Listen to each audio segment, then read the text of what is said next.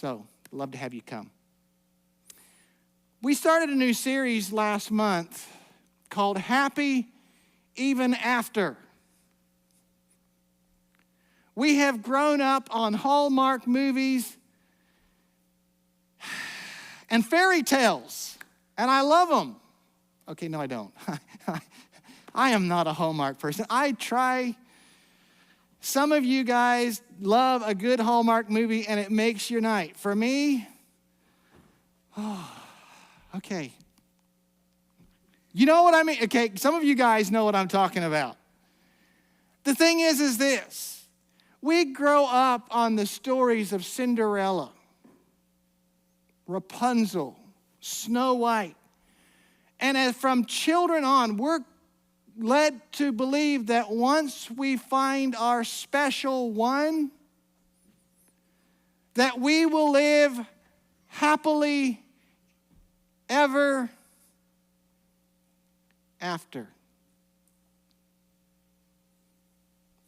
Now, let me start this by saying I love marriage, and I think marriage is one of the greatest gifts God has given to us. But if you have been married for more than 3 days, you know staying in love is not easy.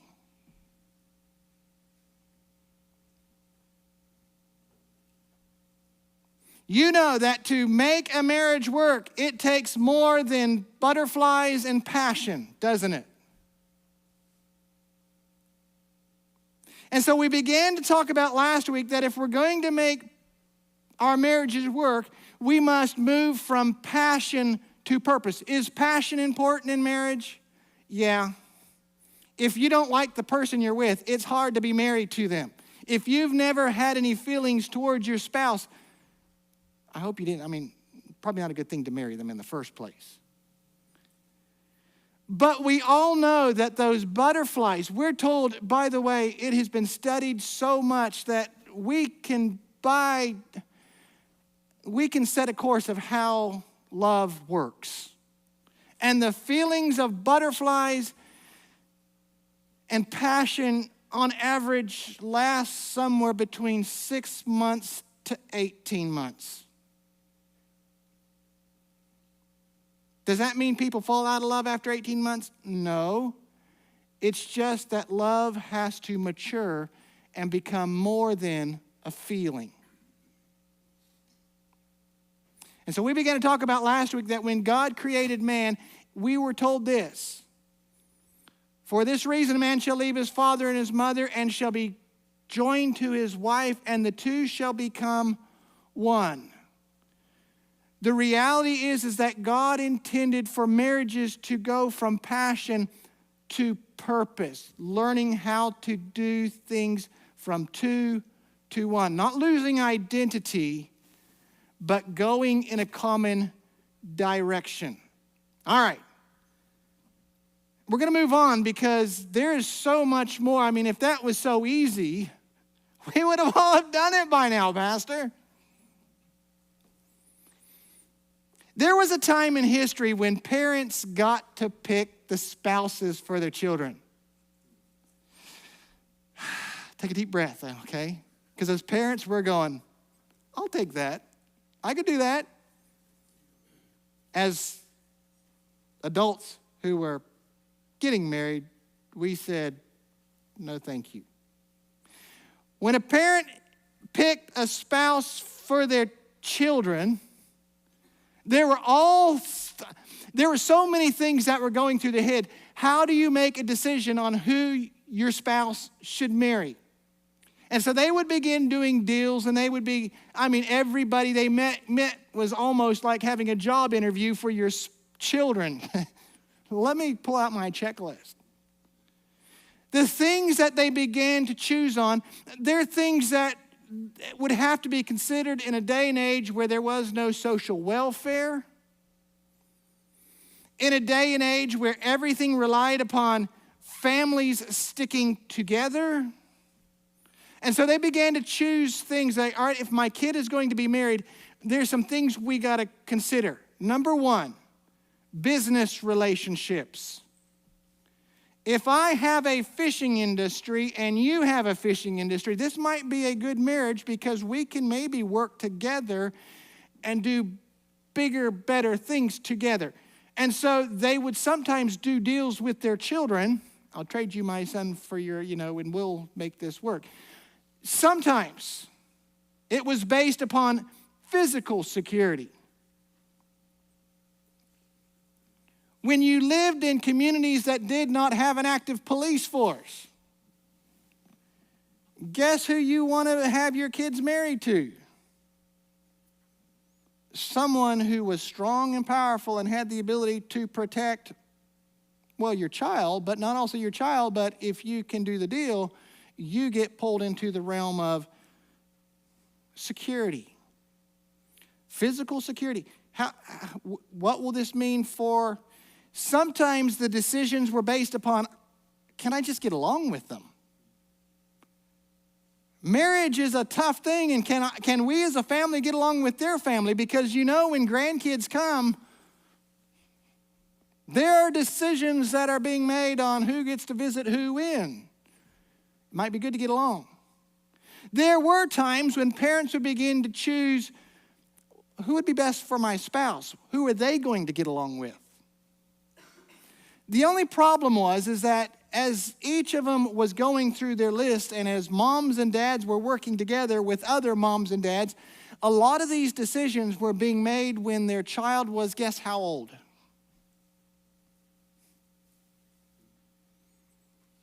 You were doing deals with your kids to try to secure up lots of different reasons. I mean, there was a lot of reasons why you would choose another family. The only problem is they didn't know the character and the nature of their own child, let alone the character and nature of the child.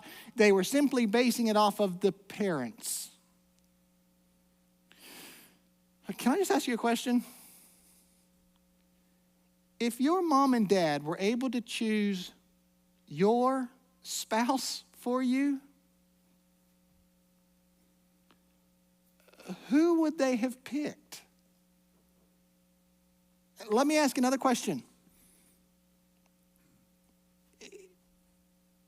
And by the way, some of you guys know already who your parents would have picked because some of them were working on you from, hey, did you see so-and-so? Hey, did you know so-and-so said? Hey, and you kind of tried to direct them, or you were tried to be directed. Who would they have picked for you? Can I ask you a question? If you woke up knowing you came into being as a child, knowing you were already engaged, 3, 4, it wasn't even thought. You were engaged by 3 and 4, and you just went through your life. And by the way, that engagement period for a child back in those days was as important as it is today. There was you didn't break it. It was like getting a divorce, even as a child. If you messed up and the parents had to go through and start a divorce proceeding for you because you broke it was a big deal.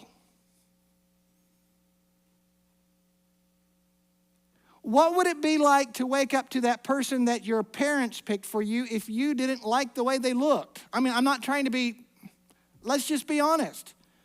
Most of us noticed our spouses not from their brilliant wisdom, but because one day we walked into a room and our eyes met with someone, our heart kind of went hey, I don't know who that is.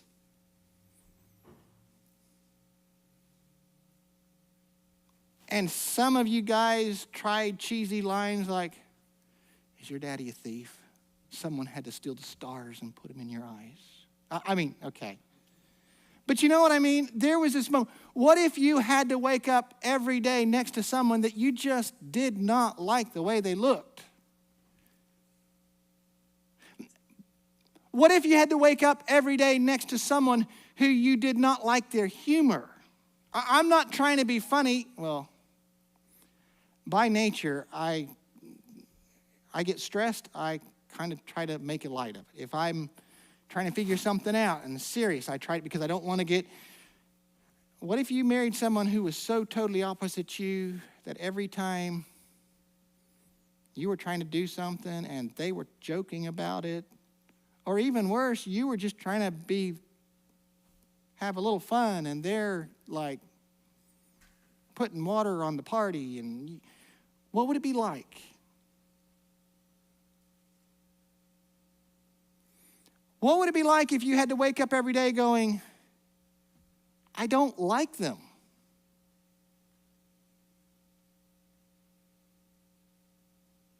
Some of you know what this is because even after getting to choose your spouse, you had to go through a time when things didn't work out.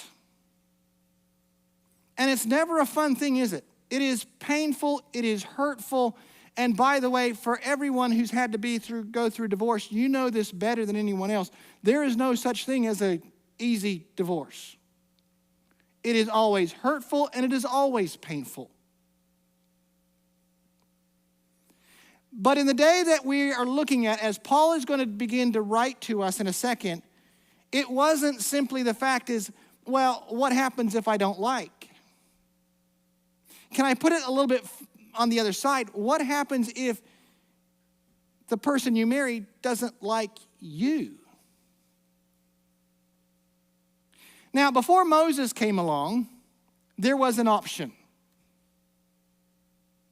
You know what the option was? You could kick your wife. And by the way, the option only went to men. I'm not trying to be, all right, this is the reality. Before Moses came along, the option came to men, and the option is that you could kick your wife and your kids out of your house because it's your house as a man, and you were still married, but you didn't have to provide for them. Now, I don't know if you realize how hard marriages are, but guess what was going on? There was a lot of problems. Moses came along and he said, guys, this has got to stop. Because the reality is once you kicked your wife out of your house, she remained married to you, but she could now no longer go anywhere. She cannot remarry. Her future dependency, her ability to survive, was thoroughly and only connected to your husband. Moses came along and said, we got to sort something out. Guys, if you cannot be married to your wife, give her a writing of divorce. This at least allows that if something happens, she can go out and at least have a thing that says, we are not married, and I can move on with my life, and if I need to, I can get remarried.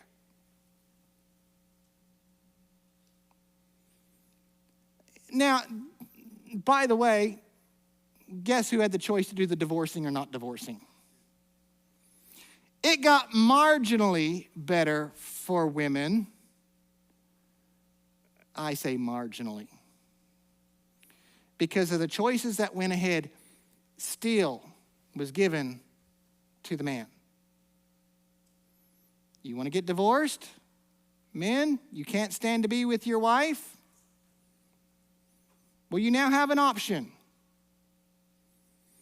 You can divorce her. So a lot of times by the time Moses comes along, there was a writing of divorce. At least daughters could go back to their moms and dads and hopefully maybe get a fresh start again. The other option, by the way, which was very common back then, was getting a divorce was not so easy because you were not just divorcing a person. If you chose to get a divorce, you were divorcing a family. Those connections of why your parents chose you for this person in the first place, guess what you have just done? So to still get a divorce was not as simple as saying, I can't stand to be with them and I just can't. So for many families, they would simply endure.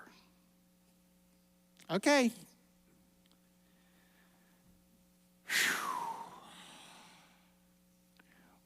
we come along to the day of Jesus. What we fail to understand living 2,000 years after Christ is that Jesus was revolutionary. I'm not talking about politically. I'm not talking about coming in with armies and changing things. He was revolutionary in how he taught us to live our lives so that we were not bound by these things that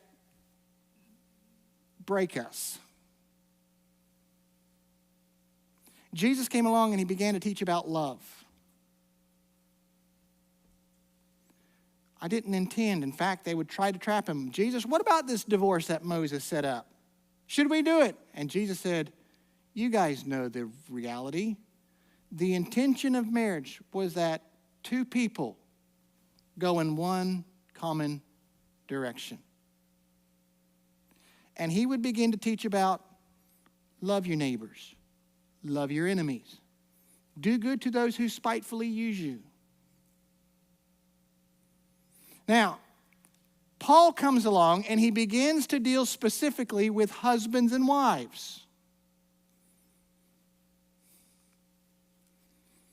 You see, this whole idea of how do we love one another gets a little bit difficult because when it comes to husbands and wives, we go from passion, and then a lot of them deal with the toleration, some from passion to hatred, and Paul began to deal with the whole idea of what it should look like as a follower of Jesus Christ. How do we move forward in our faith? And Paul began to say this: if you're going to be a follower of Jesus Christ, no longer is it good enough to simply tolerate your spouse. As a follower of Jesus Christ, we're called not to tolerate, we're called to love.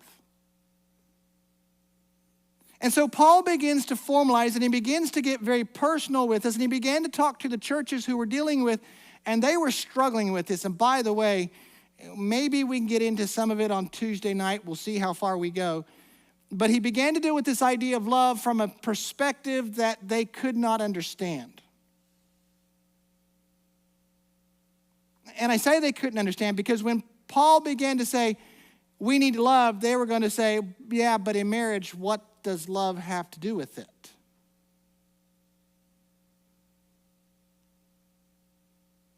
Paul comes along and he starts and he says, let's see if we can break this down a bit.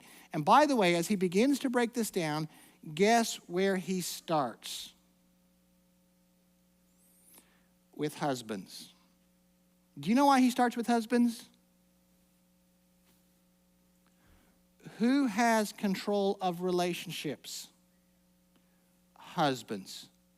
So when Paul begins to talk about if you're going to be married, it is no longer acceptable to tolerate your spouse. You must learn to love your spouse. And so as he begins to break this down and he begins to apply this to our lives, he starts with husbands and he looks at us. So all of us guys, all right.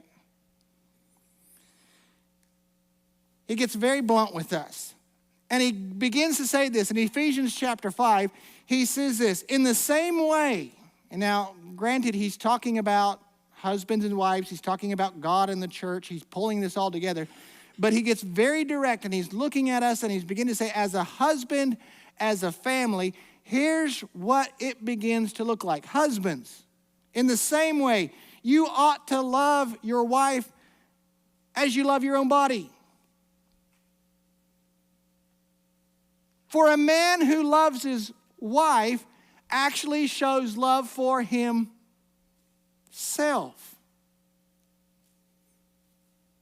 No one hates his own body. Instead, he feeds and takes care of it.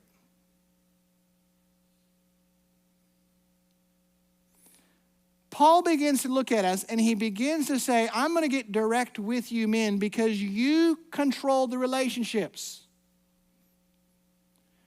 Whether you leave your wife has nothing to do with your wife.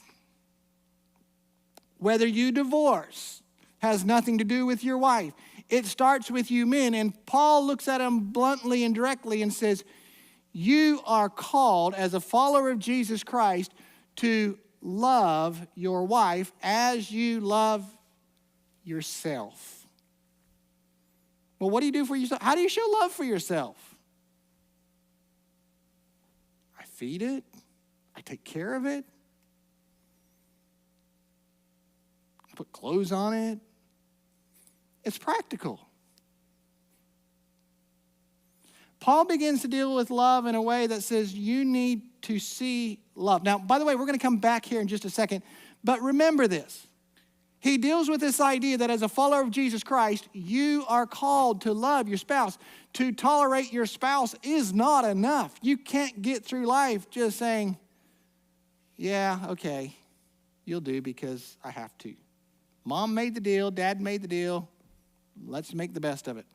Paul says your life was meant to be, marriage was meant to be more than. I had someone say, yeah, God called husbands to love their wives, but he never called wives to love their husbands. Not true. In fact, let's go to the book of Titus. Titus chapter 2, Paul moves on to wives, by the way, and he says this. Now, older women in the church, you must teach the younger women in the church how to do what? To love their husbands and their children. Why would he tell them you must teach them to love their husbands? Well, you were a bargaining chip. Do you know how much? By the way, it wasn't just a bargaining chip. It was to that point where wives were seen to be owned by, in other words, men controlled it, so who's in charge? Do you love someone who controls your life? It's a bit hard sometimes, isn't it? And so Paul is saying, husbands, love. Wives, learn to love, because I know how difficult this is. This is not an easy thing.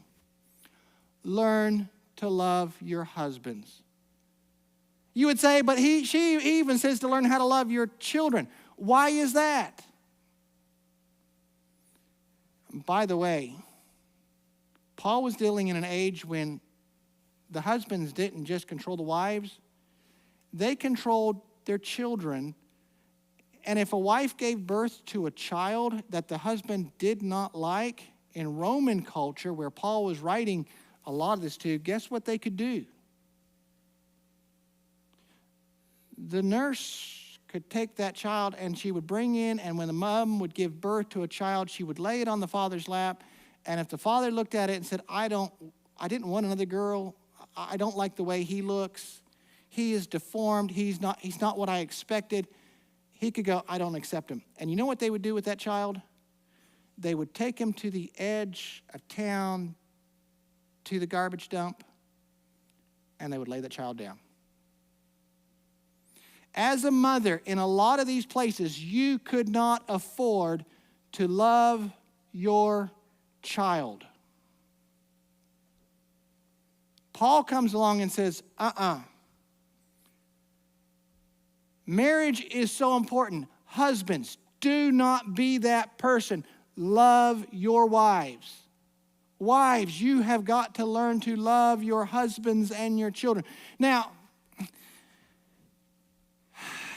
Paul is telling us that love is essential for marriage. We know this, though, don't we? As Paul is looking at us and talking to us about love, we already know that love is essential. Paul looks at us and says, if you're going to be married, you're going to have to learn to love each other. If you're going to do more than tolerate each other, you have to love each other. But there's two other things that Paul is telling us about marriage and love. Love is essential, but he also goes on to tell us that love is a choice. Ouch. This is the place when all of those butterflies are gone and we're looking and saying, if we're going to stay in love, we're going to have to choose something different. Falling in love is easy, isn't it? Staying in love is a choice. Paul goes on, and as he's talking about these things, he's stopping to say love is essential in marriage.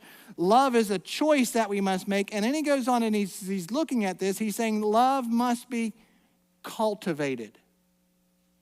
In other words, you're going to have to do some things to keep love going. Let's kind of move on real quick. If love is a choice that can be grown and cultivated, what do we do? If I look around this morning, for everyone who has fallen in love, none of us want to fall out of love. We know this is that love takes two. We live in a society that one person does not control the relationship, do they? Love takes two.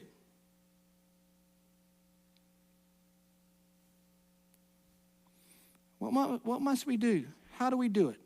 Now, by the way, we're going to keep moving a little bit farther in next week, but I want to deal specifically with this idea of love. How do we begin to cultivate and grow love? We only have a small, short amount of time, but I want to look at three things that God begins to help us to understand what we can do to help cultivate or grow love in our lives. If we're going to choose it, we're going to have to choose it. Then we're going to have to cultivate it. Where do we go? Well, I want to go back to the book of Ephesians chapter 5, verses 28 and 29, where we started. And I want to relook at this because this is where we started. Paul gives us a command that we all know. And by the way, in these verses, he's beginning to look at different things. But because of the way society is, these no longer simply apply just to men. The concepts that are given are the concepts that apply to all of us. He's dealing directly with husbands because husbands are the ones who control this relationship. Today, we have an equal say in our relationships, and the principles that God began to tell us are clearly we're both responsible for these things. So he starts with by saying this: in the same way as the husband ought to love their own wives as they love their own bodies, for a man who loves his wife actually shows love for himself. I love that. What he's beginning to say is those who learn to love their spouse, it's not simply of me bestowing love on you. When I choose to learn to love myself, I am showing love to my spouse. When I learn to love my spouse, I am saying I'm learning how to learn to love myself. How do we begin to cultivate love? One of the things that we begin to learn is that love must be sacrificial.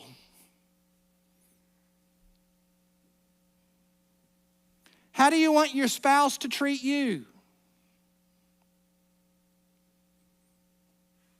How do you want to be loved is how we should also learn to love. By the way, these things are easy to say on Sunday morning. Can I just say that real quickly? I get it. I can throw these things out all day. Tomorrow, when we're trying to put these things in practice, it's not so easy. But it starts with sacrifice. Now, guys, I hope you understand as we're talking about love and sacrifice, I am not talking about if a person is in an abusive relationship, I'm not saying stay in, okay? Do not mishear me. Abusive relationships are not good and are not healthy, and they need to stop, okay? We're talking about in normal relationships where two people are just saying, we're just going in different directions. We're struggling. Paul says there's going to have to be a moment where you say, you know what? I'm just going to begin to learn. I'm going to sacrifice towards them the way I want to feel. Not what I feel like they're doing to me. I am going to sacrifice the way I want to be treated, the way I want to be heard, the way I want to be loved. I will simply reach out and love that way. The way I love myself is the way I will love my spouse. if love is going to be cultivated, it must start with sacrifice. Number two, I'm going to move real quick. We begin to find this in 1 Peter chapter 3, verse 7. Now, once again, I'm going to have to give some context here because if we do not look at this according to context, we're going to miss it. Paul is still, again, talking to husbands, and he says this, husbands, likewise dwell with them or your wives according to understanding or with understanding, giving honor unto the wife as to the weaker, more valuable vessel. Now, I'm going to have to explain this a moment, and as being heirs together of the grace of life. Once again, who is he talking to? He's talking to husbands because they have control of the relationships. So as he's looking at them, he's saying, husbands, live with your wives with understanding, giving honor to the one who has no control. But he uses this giving honor as, now it is translated in our English because things don't translate well, but he uses this word, giving honor as to the weaker vessel. And by the way, that weaker vessel doesn't mean weak. It has to do with the idea of you have fine china and you have restaurant ware. Does anybody have a china cabinet at home? Grandma gave you some fine china? You also, I got some old china stuff. We got china that, there are some dishes in our house I treat with real respect, and it's not because they are worthless or of less value. It is because they are more precious. And that's what we are understanding in Peter. As Peter's looking at this, live with understanding because you have the control, giving honor to the one who is the more valuable or the more precious vessel. Now, as being joint heirs, and that's why he's putting it back, and as being heirs together, you guys are equal before God. So be careful how you read this and understand this because of our context that we don't understand today. We miss this, and it's easy to go, okay, I will live with my wife with understanding because she's weaker. That's not what Peter is saying. Peter is saying giving honor to, because you had the control, guys. Giving honor to with understanding because she is the more valuable or the more precious vessel in your house. So what is Paul saying, or Peter saying? Paul tells us, one, sacrifice for. Number two, live with understanding. I'm just going to put that out there. What we sometimes fall in love with, we fall out of love with. Sometimes we marry someone and we go, we didn't realize they had that tick. Can I just say this? All of us are who we are for a reason. Some of you guys have been through things that I cannot imagine. And Peter's looking at us saying, you need to, when you come into marriage, have some understanding towards each other. By the way, husbands need to have understanding toward their wives. Wives need to have understanding toward their husbands. I guarantee you this. Husbands do not think the same as, well, what am I saying? Men and women don't think the same. God created us different. By the way, two men don't think the same. And can I tell you this? Two women don't think the same. In a marriage, the goal of marriage is not to have two people thinking the exact same thing. The goal of marriage is to have two people who think differently and act differently going in a common direction. The strength of our marriage is in two coming together in one purpose. I'm going to go one more real quick and we got to close. But the last one real quickly. It's found in 1 Corinthians chapter 7, verse 2. And I'm just going to go here. We're going to go here real quick. Paul says this. But because there is so much sexual immorality, I'm going to say this. Each man should have his own wife, and each woman should have her own husband. In other words, just let me hit this real quick. If love is going to be cultivated in marriage, it must be exclusive. I shouldn't have to say this, but we do.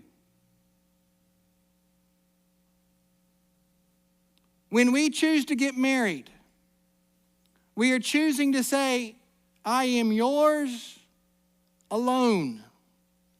You are mine alone. There is no room for my eyes to wonder. There's no reason for your heart to wonder. There's our emotions, everything. We must be exclusive towards each other.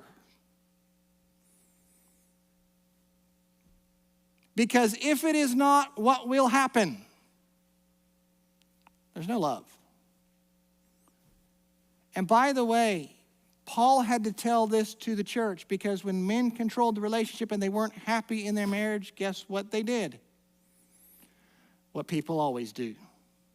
They, a lot of times, would remain married, but their hearts and everything else was not faithful. And Paul said this is not what we are called to as followers of Jesus Christ.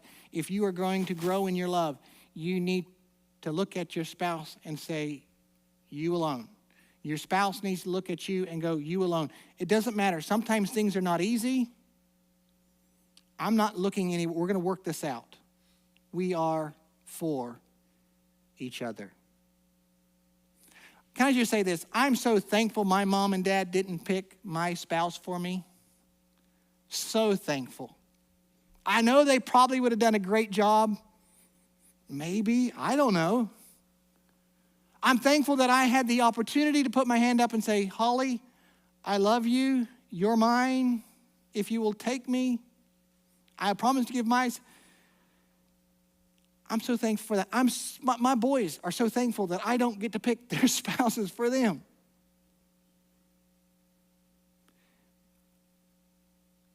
Falling in love is easy, isn't it? And all of us have had times when we've fallen in love. Staying in love requires work.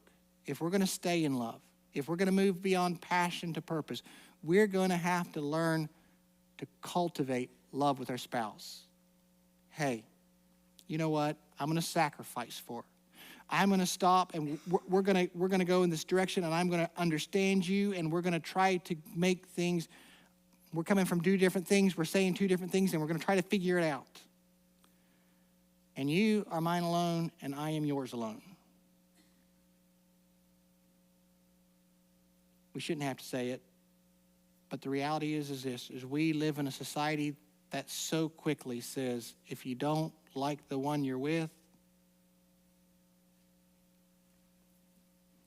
many more fish in the sea.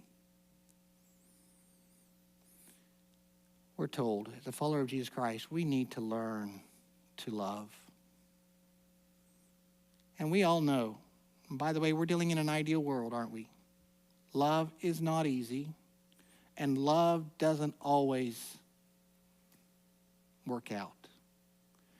But our goal and our ideal should be, how, as a follower of Jesus Christ, can I learn to love and be loved? Father, as we close, falling in love is easy, but Lord, how to stay in love, it requires work. It requires intentionality on our part. It causes us to stop, and we need to learn to sacrifice for our loved ones. We need to learn to understand. And Father, we need to learn to be exclusive. And we know there's a whole lot more to love, and there's a whole lot of things that we sometimes have to sort out. And we know that even with the best intentions and with all of the hard work that we do know that sometimes marriages just don't work out. And all we can say is thank you that even when everything is falling apart in our lives, you sometimes have to remind us that there is a love that is so great that it reaches down and it puts its arms around us in our hardest moments. And you remind us of a love that is not based on anything that we can control, based upon a God who says, even when everything is broken and hurting, I love you so much that I'm going to give my life for you. Real quickly, with our heads bowed and our eyes closed, I just want to ask you a real personal question. Has there ever been a time in your life when you've said, God, I give you my heart, I give you my life, I choose to follow you?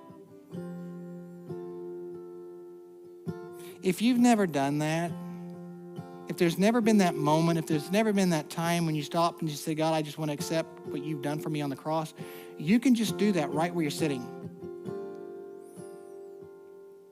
To become a follower of Jesus Christ is as simple as saying, God, I put my hand up and I accept what you did for me on the cross. I understand that I am broken and that you love me and that you gave your life for me on the cross, and you want me and you call me to follow you. And I just choose to follow you. If you've never done that, I just encourage you to say a prayer like this: God, here's my heart, here's my life. Help me to follow. I want to say thank you for all that you did when you sacrificed your life for me. Dear Heavenly Father, thank you today for your church, for your people. Thank you for a love that calls us to love beyond what feels good sometimes to what is good.